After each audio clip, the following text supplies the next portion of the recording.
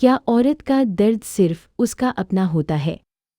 हर महीने खून के साथ जो तकलीफ बहती है, हर रात जो चुपचाप आंसू में बदल जाती है, क्या अल्लाह उसे नहीं देखता? जब कोई औरत पीरियड्स में सजदा नहीं कर पाती, तो क्या वह अल्लाह से दूर हो जाती है? और जब पीकॉस उसकी माँ बनने की उम्मीद छीन लेता है, तो क्या उसकी कीमत कम हो जाती है? नहीं।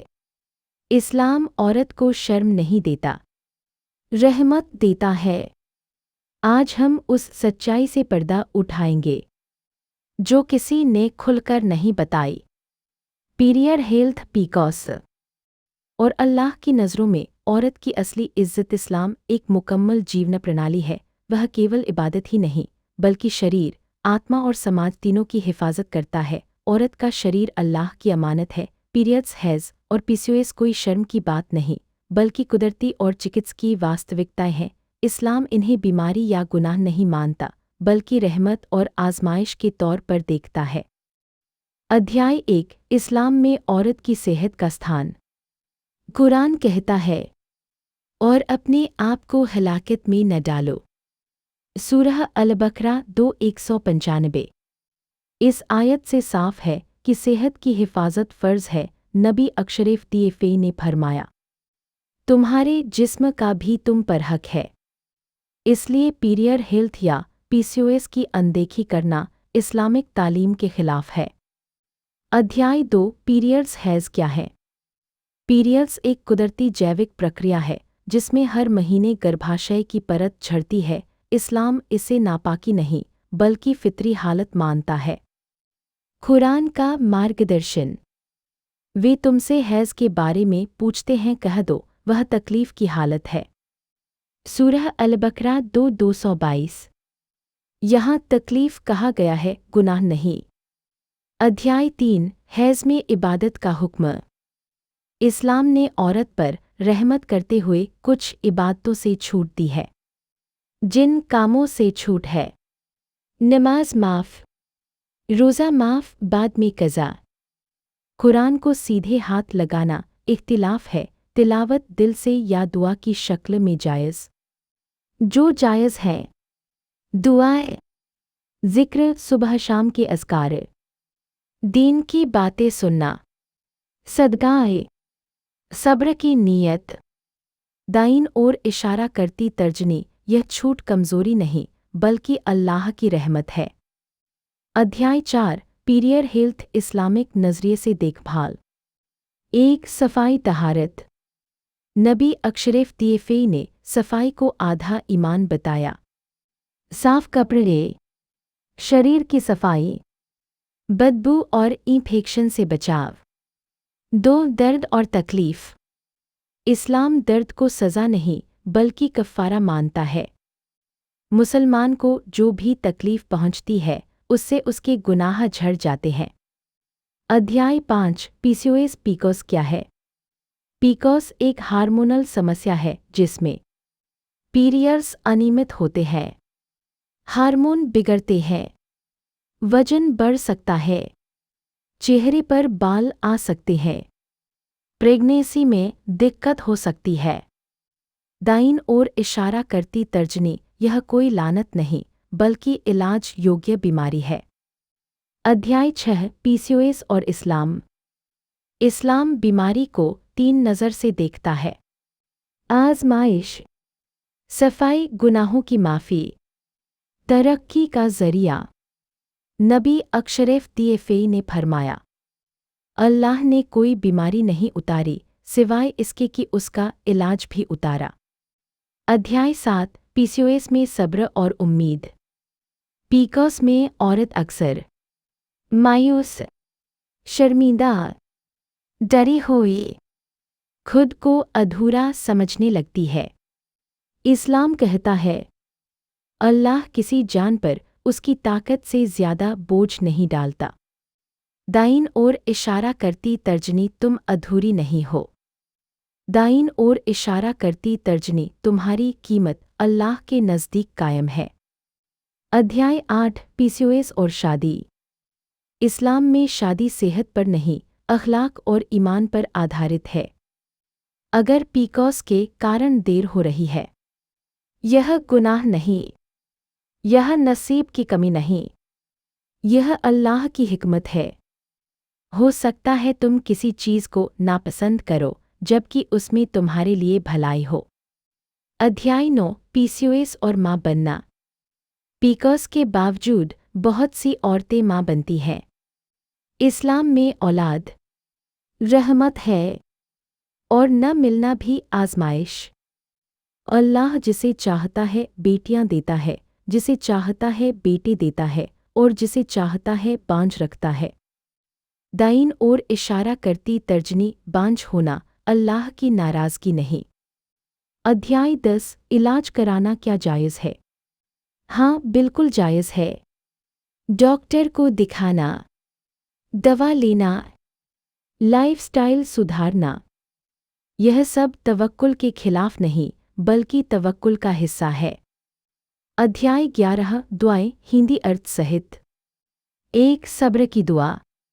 ए हमारे रब, हम पर सब्र उतार दे।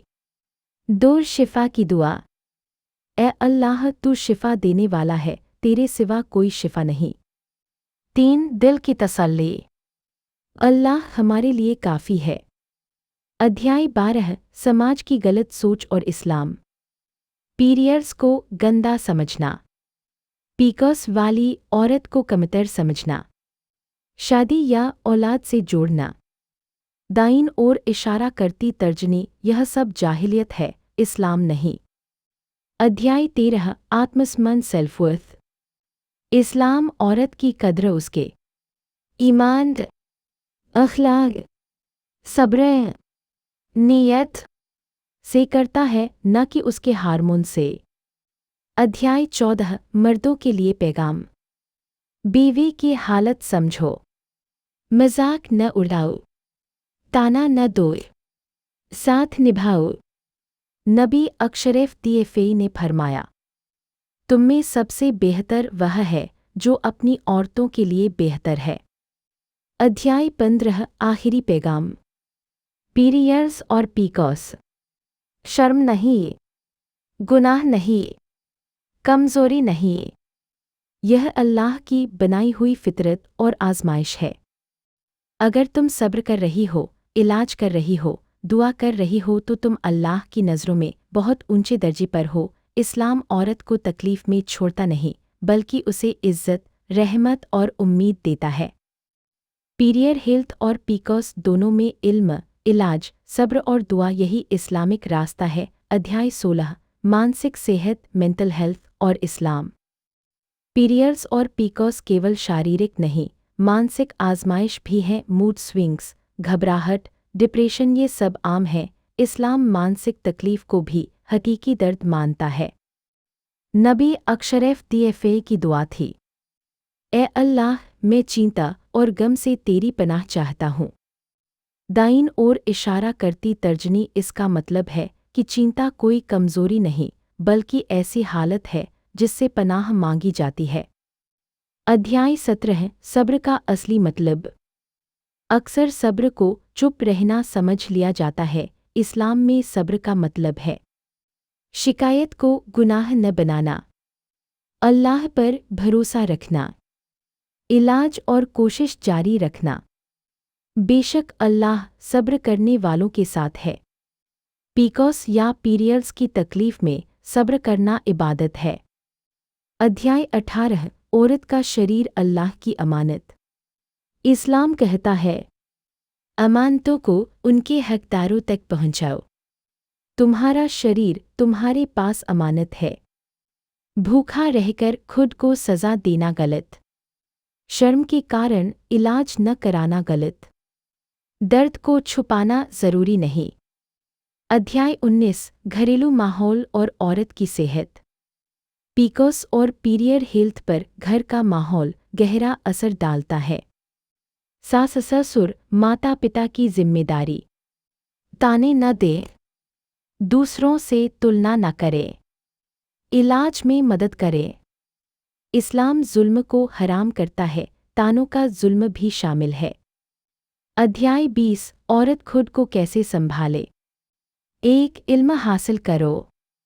इल्म हासिल करना हर मुसलमान पर फ़र्ज़ है, औरत पर भी। 2 अपनी दर्द को हल्का मत समझो। दर्द को स्वीकार करना ही इलाज की पहली सीढ़ी है। 3 दुआ और दवा दोनों। नबी अशरफ दिए ने दोनों को साथ रखा। अध्याय 21 पीरियड्स में आत्मग्लानि गिल्ट। कई औरतें सोचती हैं, मैं नमाज नहीं पढ़ पा रही, मैं कमतर हूँ। दाईं ओर इशारा करती तर्जनी, यह सोच शैतान की है। अल्लाह ने खुद यह छूट दी है। अध्याय 22 पीकोस और रोज़मर्रा की इबादत। अगर थकान ज़्यादा हो, बैठकर नमाज, लेटकर ज़िक्र, दिल से नियत। नियत अमल से बढ़कर है। अध्याय 23 खानपान और इस्लाम। इस्लाम मिताहार सिखाता है। नबी अशरफ दिए ने फरमाया, पेट को 3 हिस्सों में बांटो। पीकोस में यह सुन्नत इलाज बन जाती है। अध्याय 24 कसरत और जिस्मानी हरकत। इस्लाम आलस्य को पसंद नहीं करता। हल्की सैर, घर का काम, ताज़ी हवा सब सुन्नत के करीब है। अध्याय 25 शर्म और हया सही समझ। हया का मतलब यह नहीं कि डॉक्टर को न बताओ, बीमारी छुपाओ। हया का मतलब है इलाज में भी शराफत।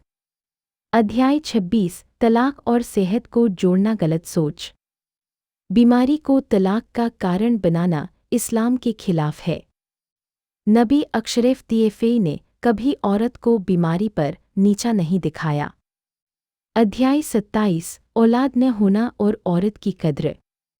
औलाद न होना औरत की नाकामी नहीं, मर्द की कामयाबी का पैमाना नहीं। अल्लाह के नबी हज़रत आयूब अशरफ दिए बीमारी। हज़रत ज़करिया अशरफ दिए देर से औलाद। अध्याय 28 दुआ का बदलता असर। कभी दुआ तुरंत पूरी होती है, कभी देर से, कभी बेहतर बदले में। हर हालत में नुकसान नहीं। अध्याय 29 औरत की पहचान। तुम्हारी पहचान पीकोस नहीं, पीरियड्स नहीं, बल्कि ईमान, अखलाक, सब्र, तवक्कुल। अध्याय 30 आखिरत की तैयारी। हर तकलीफ दर्जा बढ़ाती है, गुनाह मिटाती है।